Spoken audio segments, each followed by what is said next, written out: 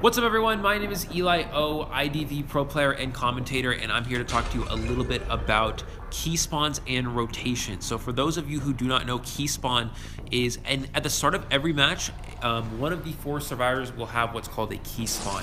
And what a key spawn is if they spawn in that particular area, it means that the hunter spawns in another specific in a specific area. So for example, if you look back to the start of this match that we're looking at right here, the hunter spawned over at the Big Rock area and the prisoner spawned at the upstairs Big Boat. If you're playing survivor on Lakeside Village and you spawn at upstairs Big Boat, it means that the hunter spawns at the Big Rock area every single time you spawn in that upstairs Big Boat. Or for example, if you spawn in a different area, let's give a different map for example, right? If you spawn over at Corner House on Ever Sleeping Town, it means that the hunter spawned over at the Fake Gate area, or the alley area, whatever you want to call it. So there's a few, each map has their own certain amount of key spawns. Each map has about 7, although some do have 6. But that's something that you definitely can learn. You can learn those key spawns. You know where the hunter spawns, and that will lead into our next topic, which is rotation. And what rotation is essentially communicating with your teammates where the hunter is going based off of where they spawned. And you can leave your cipher machines early, and it creates a lot of distance for the hunter to catch up to you. So for example, if you're in a situation where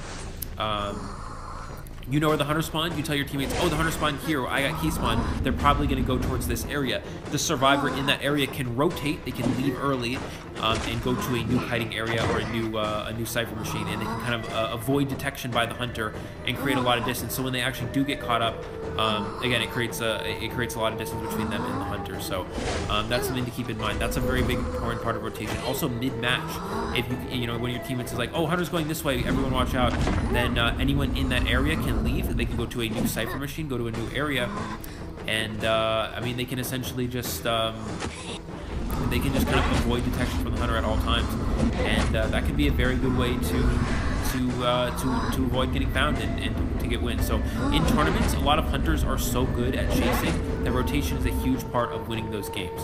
So again, if you rotate well enough and you avoid detection from the hunter for long periods of time, you can put yourself in a position as a survivor team where the first kite only needs to be about 50 or 60 seconds and it turns into essentially a 3 cipher kite, enough to win a game, because you're avoiding the hunter for so long, and you're avoiding detection, you're staying out of range of the hunter, and you're putting yourself in a winning position. So that's what rotation is. That's what key spawns are. It's very important to know those. Again, if you know your key spawns, you can predict where the hunter's going to go even without a seer on the team, and you can put yourself in a position where again, the first kiter doesn't need to kite very long. You can win games that way, and that is key spawns and rotation.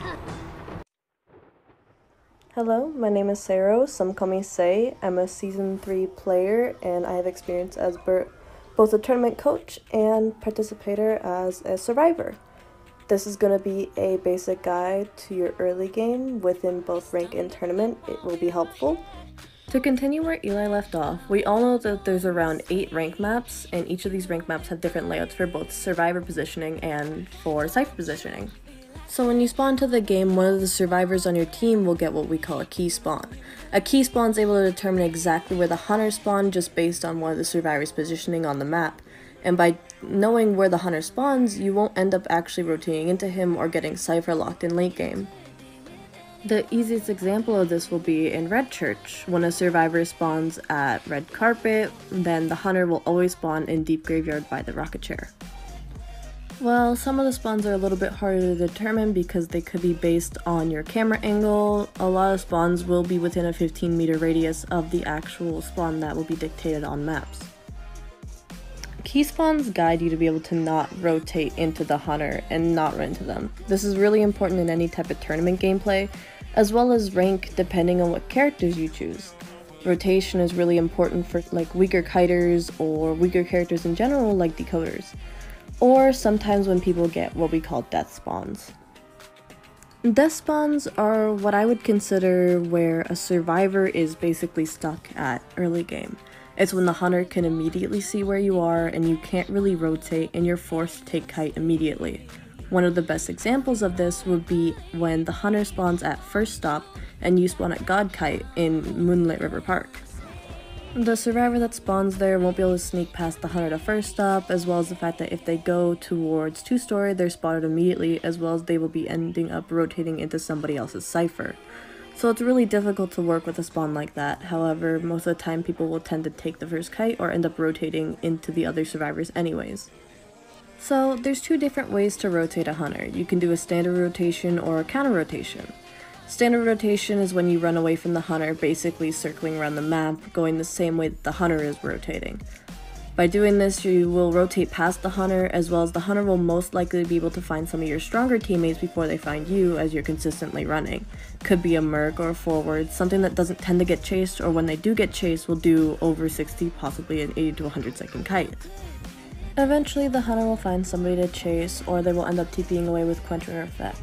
The reason why rotation is so important is that it moves them to endgame faster and gives survivors accelerated decoding, and boosting the ciphers by 30% is really big with a team with a lot of slower decoders. You're stalling out the game so that the rescuers can get their ciphers done faster by the time that they have to rescue.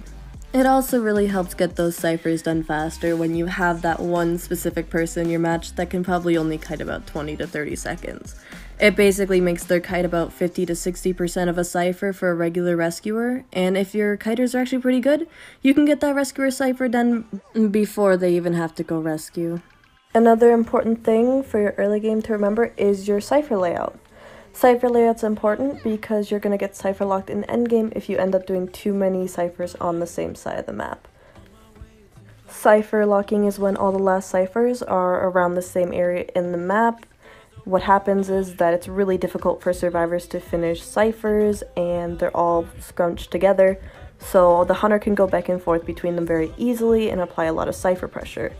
So survivors will be forced to draw out the game longer, which makes it easier on the hunter because the hunter's abilities will refresh while the survivors will slowly run out of resources. One of the best examples of this will be in Red Church when all the last 3 ciphers are within breakables, 1st, 3rd, and 4th. So as you can see, that would be pretty difficult, especially against something like a Dream Witch or a Sculptor or a BQ that's able to just go back and forth between the ciphers with no problem at all. The best way to avoid this would be to have somebody on your team be able to count ciphers, either have like a map in their head of which ciphers are being done, or to genuinely just tell people where to decode. It really helps with team coordination, and that way not everyone is so stressed about ciphers at the end game. Another important thing that you could do would be get rid of any of the dangerous ciphers. I mean, I don't think a mechanic would want to touch Middle Church and Red Church, but it's definitely a good place for your rescuer to go if they're ever bored with their ciphers. Other good examples would be to keep certain ciphers, like if the cipher in Sacred Heart is upstairs instead of in Birdcage, it's a really good last cipher to have because it's hard for hunters to harass upstairs. Coming down with all this, it goes important to show where you want to kite and where you want to die at the end of your kite. You know, you don't really want to die on people's ciphers like a lot of the people in rank tend to do. It hurts and it slows the game down and you can't really do much about it. People are forced to rescue. So even if your kite is about 80 seconds, in reality, if you end up dying on somebody's cipher or you're kiting on somebody's cipher, it's only about 30 seconds of a kite. Yes, 2 ciphers could be done, but you're missing a complete third, and then when somebody goes to rescue, you're missing another cipher, and you're just, well, behind in the whole match. Now, if you see where the hunter comes from, or you know the hunter key spawn, the best rule of thumb that I could give you is to kite where you spawned, and then when you want to transition kite to where the hunter spawned. No one should be there, realistically, and everyone should be on ciphers across the map. So you're finding you have that whole area to kite, and you don't have to worry about kiting on top of other players, disrupting ciphers, and just maybe giving random hits. Another good thing that you can do would be when you know you're about to die or you're on last effort, you're just all around dead, run to corners of the maps. It's really good for any type of harasser as well as you don't interrupt ciphers. If a Dream Witch kills you and you're in middle, honestly, there's not much that you can do. People are forced to rescue and you die on literally every single person's cipher because, you know, it's a Dream Witch.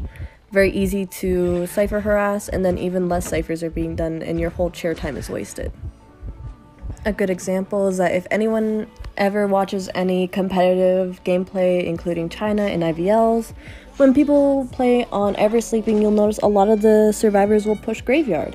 It's a decent enough place for rescuers to rescue if they need to, as well as it's really far away from everyone's ciphers, as well as hard for hunters to harass. Because even if somebody was decoding Graveyard, it's easy for them to leave, and then in the endgame they can come back, depending on what happens. So, your whole early game is revolved around a lot of these little simple things that people tend to overlook, but they're really important and they can get you ahead of hunters. It is a very survivor-side game at the moment, but with one little mess up, hunters can take advantage of that. So, the more that you know and the more that you practice this, the better that your rank matches, as well as if you plan on being competitive, your tournament matches will get. It's good to make a habit of securing your early game so that it's easier for you in the end game. Well, for all the early game needs, I did actually end up creating a couple maps with some friends a couple seasons back. There will be a link in the description, I believe, that I will send to Zeus, and Zeus should put in the video. It has all the key spawn maps, as well as cipher rotations and callouts for any of the newer players, as well as blank maps if you want to make your own rotations if you are a competitive team. I hope this helped in any possible way that it can. I enjoyed making it, and goodbye. What's up, guys? Zeus here with another video. Now, I know that was a weird start with Eli starting out the video for us, but you know what? Here at Zeus IDV Incorporated, we just go with the flow. However, that's not what I'm here for. Now, I just want to say a quick thanks to Eli and Seiro for the beautiful explanations that they had with Seiro on the beautiful explanation that she made for early game, as well as the tips for early game, and Eli with the amazing explanation on rotation and its importance. Now, here on, we're going to move on to the late game. This section, just like the early game section, will be applicable to ranked and tournament. Now, late game can be counted as easily as 2 ciphers remaining on the map. During this time, hunters should be close to or will be full presence, so all the pressure is on. During the late game, there are only so many ciphers on the map, so when you have a kite, you must kite away from the ciphers. Like that example that Seiro gave, dying on top of ciphers will make your chair team worthless and the equivalent to a free kill for the hunter. Some recommendations that I can make for late game are some of the following. For Red Church, you can go to Shack Gate corner near those 2 pallets if there are no ciphers. For Arms Factory, the corner of Factory or the corner at Shack Gate, or even Deep Sandbag. Leo's Memory, you can go to God Kite or you can go to Shit Corner. For Moonlit, you can go to God Kite or the back of Tent. Chinatown, you can go to the corner past the Tunnel Dungeon spawn, or the left corner closer to Lantern Gate, where there's that one isolated chair where like the bridge is connecting pathway through. I'm sure that wasn't a good explanation, but I'm sure I'll put a picture on, so that way then, like, you know, you get the gist of what I'm trying to say. I'll edit that in, unless people understand what I'm doing. So yeah, there are so many more areas, but of course that is dependent on the cipher layout. Secondly, for late game, you do not want to waste your items. Now, this does not mean that you don't use your items. What this means is that you should only use your items if you absolutely must keep yourself alive. An example of this can be the following. You're a gravekeeper and a BQ is giving you heartbeat. She hasn't mirrored and is still trying to find you. Would you use your shovel? I'm gonna just, you know, like I'm gonna give you guys some time to think about that.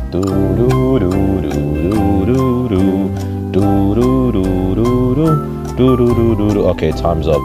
The answer is no, you shouldn't. Now, the reason I say you shouldn't is because the hunter is not directly chasing you and you can still hide or even get away and keep your shovel. The reason is this, because the BQ has not seen you. The BQ does not have an exact direct location of where you are. She does not know exactly where you are. All she knows is that you are in the area. So it's better for you to hide and stay put and wait to see where she's coming from, and then use your item based on the scenario that I just gave you. Versus you using the shovel, the hunter seeing you, and then now the hunter leaves you, and then if you're down to 1 shovel, since I'm still using Gravekeeper as the example here, then you have to look in a box, pray to God that you don't get a syringe and you get something that's at least usable for late game, you know, like a football or a perfume, something along those lines. Preserving your items is a must in order to keep late game in the survivor's hands, since not every survivor has infinite resources like priestess, prospector, novelist, little girl, etc. In cases for characters like Seer, late game owls I would recommend saving for detention kites. Of course though, this is still dependent on the situation. So for simplicity's sake, I'm going to make the following scenario. Let's say that the cipher is primed, you have an owl, and in about 10 seconds you are about to get hit. In this scenario, preserving your owl would be the best decision to make. The reason being is because when that cipher pops, now you can take 2 hits for your detention kite. You're gonna have an owl to eat a free detention hit, which could also be used as a free transition to a stronger area, and then the hunter will still have to knock you down normally because of the owl. They will either have to wait it out, or they will have to just chill there and hit the owl, give you time to transition, and then waste their ability that they could be using to go across the map to cut off the survivors at the gate. Preserving your items late game can make it insanely difficult for hunters to chase. Again, this does not mean don't use your items. Just don't use your items brainlessly without analyzing your situation. Like again, the scenario that I made with the Gravekeeper, if the hunter doesn't know where you are directly and you can still hide, don't waste that shovel. Don't waste a perfume trying to eat a hit or something when the hunter doesn't know where you are, because all that does is just waste an item and then reveal your location to the hunter anyway. Now, another thing that I'm going to bring up is pinging. Now, for a lot of my high tier survivors, myself included, we all know how pinging goes in this game with some survivors. Now, pinging is probably the second most beneficial thing you can do for your team. Obviously, the first beneficial thing that you could do for your team, personally, in my opinion, is keeping the cipher rush. Because obviously, it doesn't matter how many times you ping. If you don't keep the cipher rush, you're going to lose anyway. So yeah.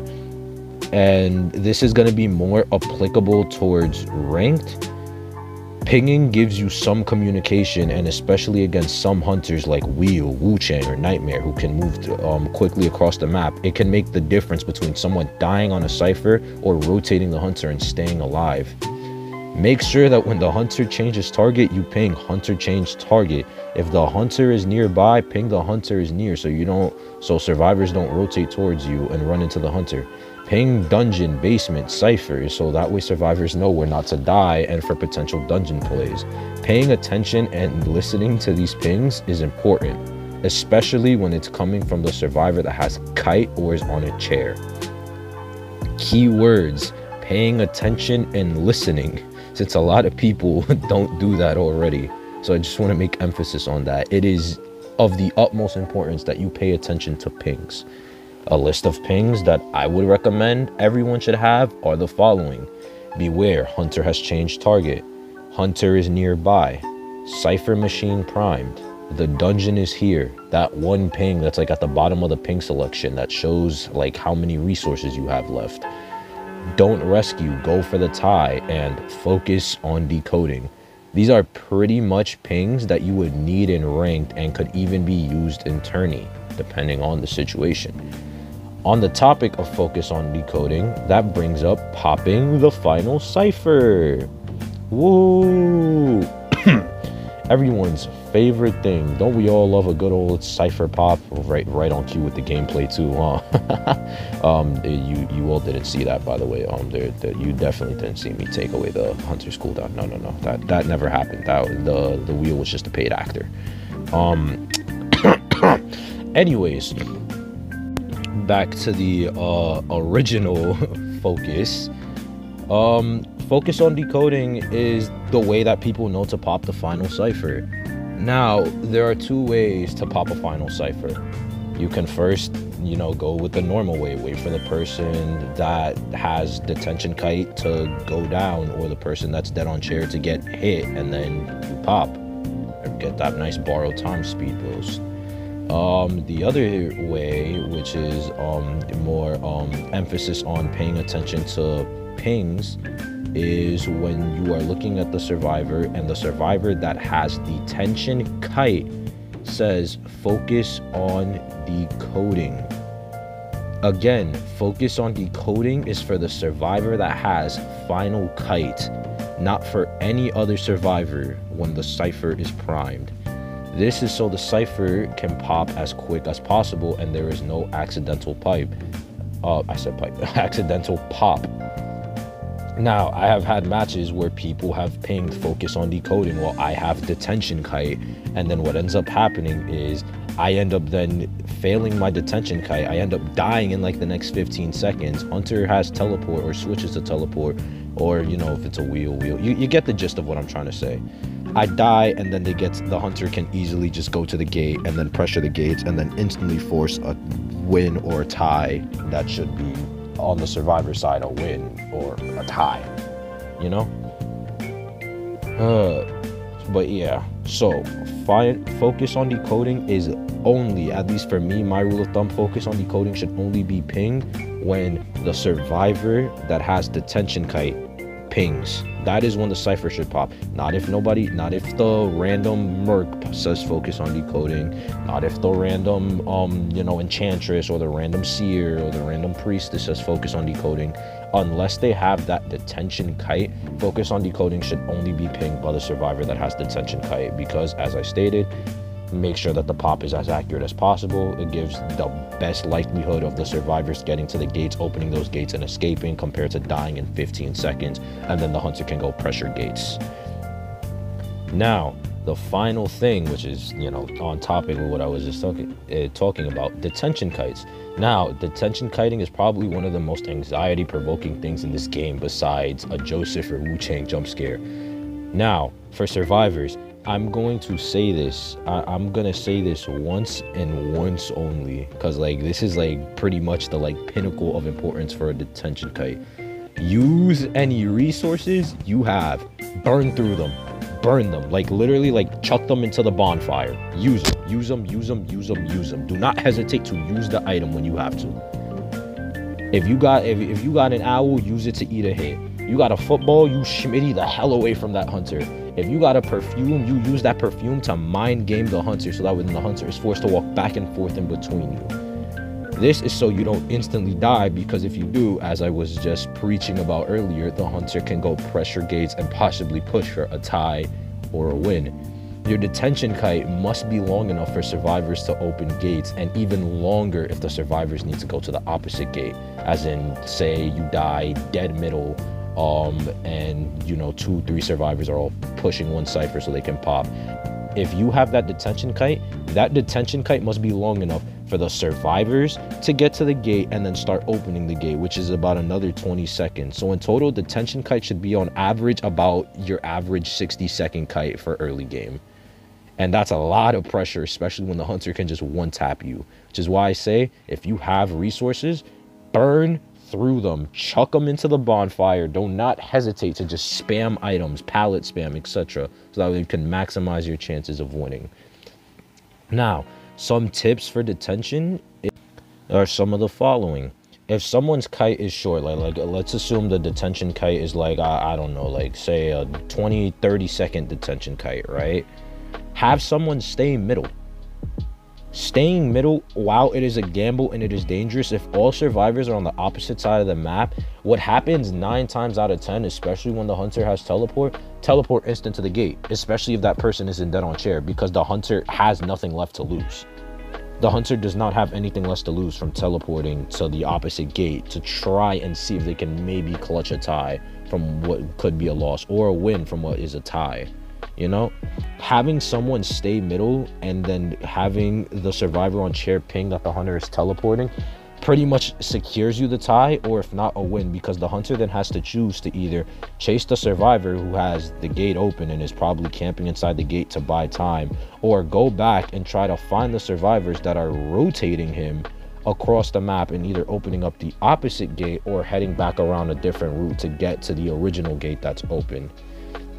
Being able to stay in middle pretty much secures the fact that you can at least guarantee yourself a tie, just because of the fact that the hunter has now so much pressure that he can't do anything. They can't. there's so many things that they need to consider. What if the survivor that hasn't left comes out and comes for support, if it's a supporting character? What if they're opening up the other gate and I'm killing too much time by chasing the survivor? What if the survivor can kite me long enough to get to the gate, or kite me long enough so that way then the opposite survivors can go through the gate? There's just a lot of things that go through the hunter's mind, the mind of the hunters. So God, that stutter. There's a lot of things that go through the hunter's mind when stuff like this is happening. So having someone stay in middle is a very, very good play. Now again though, that does not mean you should always do it, because there are some times where like the hunter would just walk away, go somewhere else, you know, go to Narnia or something, camp it out, and then after that they'll just teleport back to the chair. They caught you lacking and now you're dead on the floor. So, you know, that's really all I have for late game. Like that's like my one major late game tip out of all of this. Also rip that bonbon. So now that's all for late game. So now we're gonna move into our next bit, which is rescuing. So for the rescuing, I'm pretty much gonna be linking Sikey's rescue guide in the description. Now, before any of you come at me saying, oh, Zeus, you were lazy with the video, why didn't you just make the rescue guide yourself? You just didn't want to... Listen, hear me out on this. I personally don't feel like I'm able to give good rescue advice. Just me personally, I am weak with rescuing. Me personally, I am not a good rescuer. Like me, I do not feel like I'm capable of giving genuine and good rescue advice when it comes to it, just because with me, rescuing can be sometimes 50-50. I know some people that have gotten me in rank can vouch for me on that. You know, I get terror shocked by white form Wu-Changs, okay? It's not a pretty sight. I can harass like I can harass with forward and batter, but you know, that's really all I can do. I can harass. Rescuing with me is very 50-50, so I just don't feel comfortable giving advice and telling people what to do when it comes to rescuing, when I myself am not that good at rescuing. So check the description for Sikey's guide. It'll be right there in the link along with Say's maps. I know I'm bringing up Say's maps even though that's a completely different section, but I wanted to bring that up again just in case people forgot. So now we're gonna move on to the final part, basic game sense. Now, game sense is pretty much your overall idea or strategic capabilities when playing this game, or any game for that fact. An example of this can be the scenario. Say final cipher is at 85, but the person who is dead on chair gets knocked, but you as a survivor are close enough that you can heal stall, which is healing a person on the ground to force the hunter to hit you and go under another cooldown. You as a survivor take the hit, and then the ciphers popped and you are still kept in a win or tie position depending on how the game has been going. That is game sense, coming up with ideas or strategies in order to preserve situations that you are in. That is game sense. However, game sense also involves a multitude of things, and I'm going to address all of those. Number one, which should be basic game sense, is not kiting to anyone's cipher. Now, like Say said for the early game, kiting towards one cipher is detrimental as it slows down the cipher rush. But as well, you shouldn't be kiting towards anyone's cipher, no matter what phase of like early or late game it is, whether it be early game, late game, etc. Shouldn't be kiting to anyone's cipher just because it could potentially lead the hunter to switching off to a new target. Imagine you are a prospector. You're a prospector, you have kite, you are getting chased, and then you kite towards the prisoner, or you kite towards the mechanic, the mind's eye, somebody weaker than you. All of a sudden, the hunter can now, if they choose to, can just chase the main decoder, and then all of a sudden, that time that you spent kiting pretty much means nothing, because yes, you're gonna finish the decoder cipher, but this is a decoder we're talking about against the hunter. Most decoders in this game don't have much to preserve and kite. The only decoder in this game that has something is prisoner, and that's one little shock that doesn't even do anything. It's like an enchanter stun pretty much.